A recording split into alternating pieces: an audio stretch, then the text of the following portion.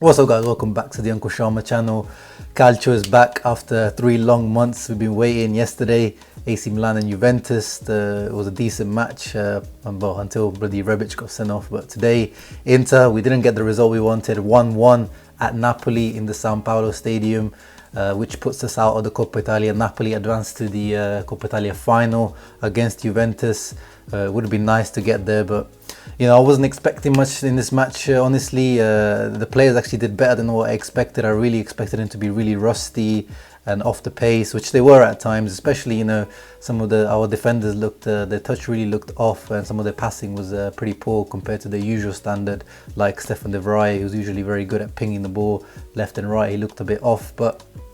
Napoli, the same, they didn't look great, but Gattuso, under Gattuso, they're a much more disciplined and tactical, disciplined team than they were under Ancelotti, and they just got the result. They didn't really create many chances. We had many chances that we should have taken. Ospina, obviously he was at fault for that first goal that he conceded straight from the corner kick. What a corner kick from Eriksen, what whip on it. I think it nutmegged Ospina from a corner kick. I've never seen a keeper getting nutmegged from a corner kick. So yeah, that's all for all the Spurs fans that were making fun of Eriksen when he signed for us, and they were telling us, oh, you can't beat the first man with those set pieces. This guy is good at set pieces, and we saw throughout the match his set pieces were good, but we just couldn't take advantage.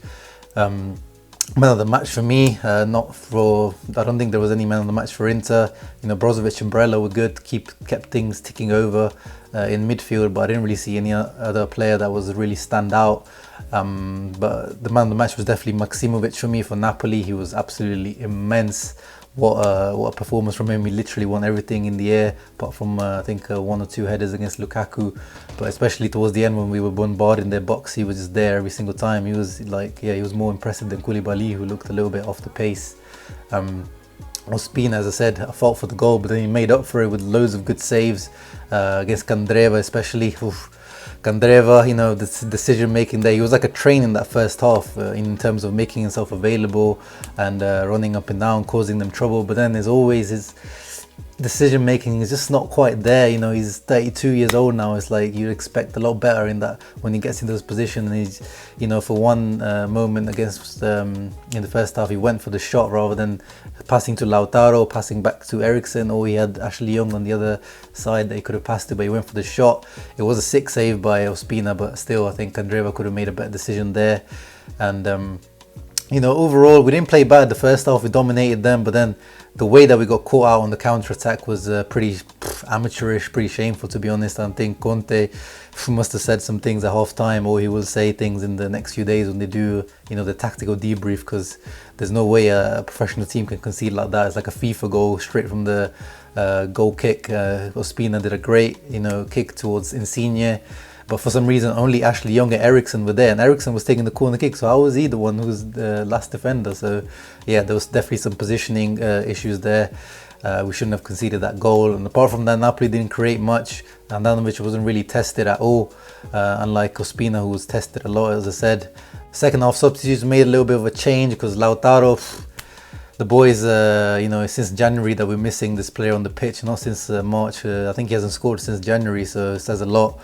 These Barcelona rumours, they look like they're affecting him, because this guy looked like he should have been at the new camp tonight, playing for Barcelona, the way he was playing, because, his mind doesn't seem in it. He doesn't seem to have that same battling spirit that we know him from, that we know him for. It's disappointing. Sanchez, who came on for him, was much better. His touch was a lot better, and he was linking up really well. Biragi came on, the melon head, but he was actually pretty good. He had like 4 or 5 crosses, completed 2 of them, and most of them, they were all pretty good crosses as well. Moses came on. He didn't really make much of an impact. Sensi came on right at the end, 3 minutes left, and he didn't have much time to make an impact. Overall I was pretty okay with the performance. There's nothing special, but that first half, there's a lot to take forward from that, the way we dominated the ball, the way we pressed them.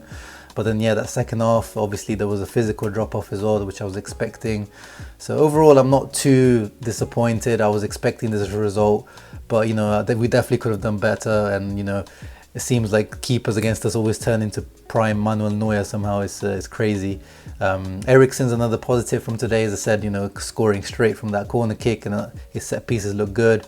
He does lose the ball a bit too much here and there. Like, he receives it really well. He'll take a good touch on the turn, and after that turn he'll lose it or he'll make the wrong decision. So we're still waiting for the best Eriksen, but today was probably the best Eriksen that we've seen. Going into dangerous positions, got 3 or 4 shots on goal, got another decent free kick that Ospina had to parry away. So improvement, but we're expecting a bit more.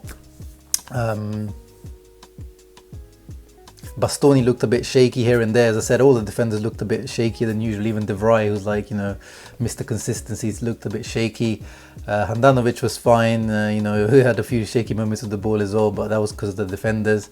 Lukaku, he's obviously, because of his body size and shape, he takes a bit longer to get into the peak condition.